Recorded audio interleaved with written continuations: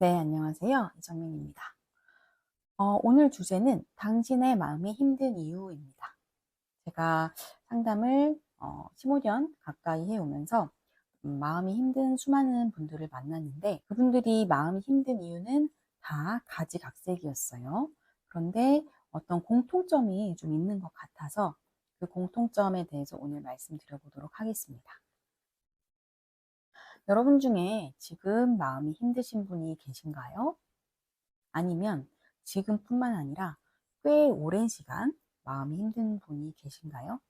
분명히 있으실 거예요. 저도 마음이 힘들었던 시간들이 있고, 물론 요즘도 계속은 아니지만 가끔 마음이 힘들 때가 찾아옵니다. 여러분은 자신의 마음이 왜 힘들다고 생각을 하고 계신가요? 그 이유를 어느 정도 파악하고 계신 분도 계실 거고, 나는 마음은 힘든데 그 이유를 잘 모르겠어요. 이렇게 말씀하시는 분들도 계실 것 같아요.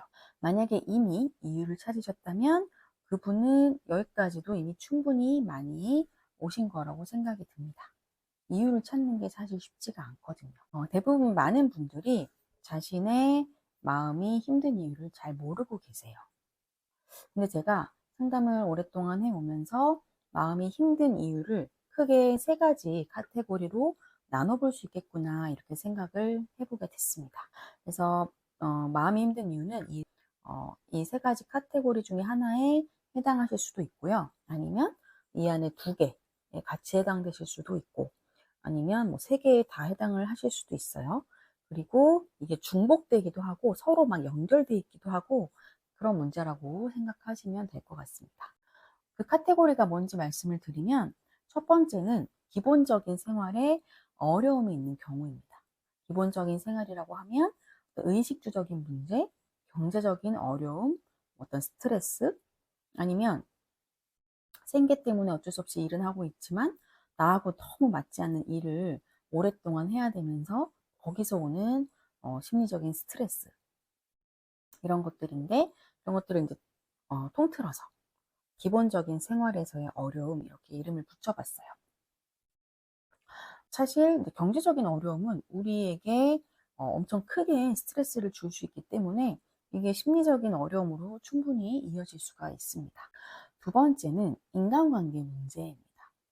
이 인간관계 문제라는 거는 이 안에 폭력이나 학대 이런 것들이 지속되는지 아니면 나하고 가장 가까운 이제 애착 관계라고 얘기를 할 수 있는데 부모님하고의 관계, 뭐 연인이나 배우자와의 관계 이런 것들이 포함될 수 있고요.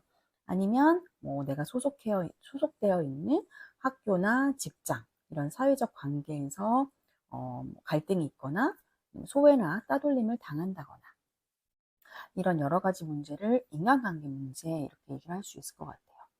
그래서 가지각색의 문제를 갖고 오시는 내담자 분들도 다 1번 아니면 2번 아니면 1번, 2번이 같이 있는 경우 이렇게 다 크게 나눠질 수 있고요. 3번은 뭐냐? 1번, 2번이 현재 어떤 문제를 겪고 계신 거라면 3번은 이 1, 2번과 관련되는 과거의 트라우마가 해결되지 않은 경우입니다. 사실 어떻게 보면 이 세 가지가 다 연결이 되어 있기는 해요. 근데 이제 여러분은 내가 지금 어떤 심적인 증상, 뭐 우울감이 크게 느껴지고 무기력하고 어, 수시로 불안하고 정서 조절이 안 되고 잠을 잘 못 주무시고 이런 여러 가지 그런 심리적인 증상이 나타난다면 이 세 가지 중에 어떤 원인이 가장 내 증상하고 관련이 될까 이렇게 생각해 보시면 좋을 것 같아요. 여러분이 힘든 이유는 이 세 가지 안에 다 들어가 있을 거예요.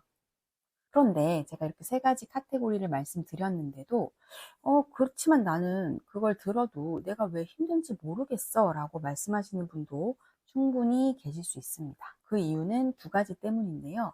하나는 너무 익숙한 문제이기 때문입니다. 내가 뭐 10년, 20년 계속 이 문제와 같이 살아왔기 때문에 이게 문제인지를 인식하지 못하는 경우고요.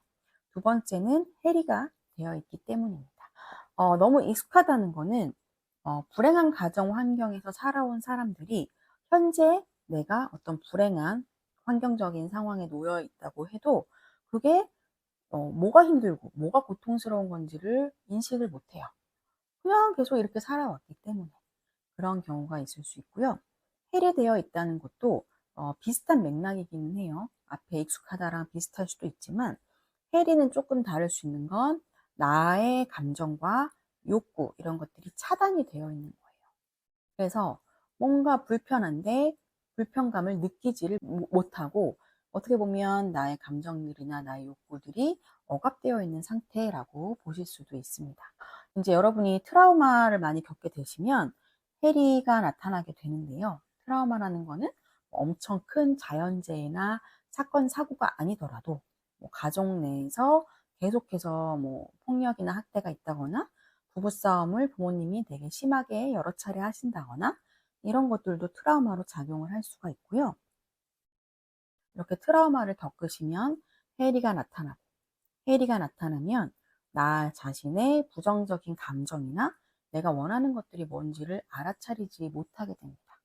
그러면 당연히 내 마음에 뭔가 증상은 나타나는데 증상의 원인을 알아차릴 수가 없게 되는 거예요. 특히 이제 오랫동안 만성적으로 심리 증상을 5년, 10년 이렇게 겪고 계신 분들, 이런 분들 중에 심리 상담이나 치료를 받지 않고 그냥 약물 처방만 받아서 드시고 계셨던 그런 분들은 오히려 감정을 더 잘 못 느끼게 됩니다.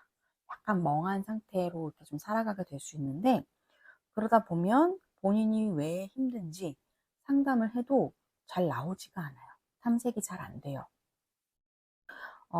특히 이제 자살 사고나 자살 충동이 있는 분들은 죽고 싶어. 그런 말씀들은 하시지만 본인이 그만큼 왜 힘든지는 찾아내지 못하는 경우들이 종종 나타납니다. 이런 분들하고 상담을 할 때 아주 구체적으로 상담자가 탐색을 하다 보면 알 수 있게 돼요. 아, 이분들이 현재나 과거에 행복하지 않은 환경에서 살아왔구나. 그런데 이분들이 비슷하게 하시는 말씀은 우리 가족 화목해요. 나쁘지 않아요. 분위기 괜찮아요. 저는 딱히 크게 불편한 거 못 느끼겠어요. 이렇게 말씀하세요. 이렇게 말씀을 하시는 이유는 뭔가 상담자에게 잘 보이거나 거짓말을 하는 게 아닙니다. 정말로 그렇게 인식이 되는 거예요. 제3자가 객관적으로 봤을 때는 좀 힘들고 불행한 그런 상태일 수 있는데 그 원인이 본인에게는 자각이 잘 안 되니까 상담자에게도 그렇게 말씀을 하시는 겁니다. 그래서 여러분 중에 내가 힘들고 우울한데 왜 그런지 정말 잘 모르겠다 이런 생각이 드시는 분들은 객관적인 제3자의 관점이 필요하실 수도 있습니다. 그럴 때는 한 번의 상담이라도 받아보시면 이 한 번의 상담을 통해서 내 문제에 대해서 전반적인 진단은 하실 수가 있어요. 물론 이제 상담은 진단하시고 그거에 대해서 문제 탐색하고 치유하고 이런 과정들이 쭉 이어지지만 일단 한 회만 상담 받으셔도 어느 정도의 진단은 가능할 수가 있습니다. 그래서 여러분께서 내 문제 원인을 찾고 싶으시면 한 회기 상담을 통해서 내가 왜 이렇게 힘들고 우울한지 내 증상의 원인이 무엇인지를 찾아보셨으면 좋겠습니다. 네, 오늘 영상은 여기까지 하도록 하겠습니다. 감사합니다.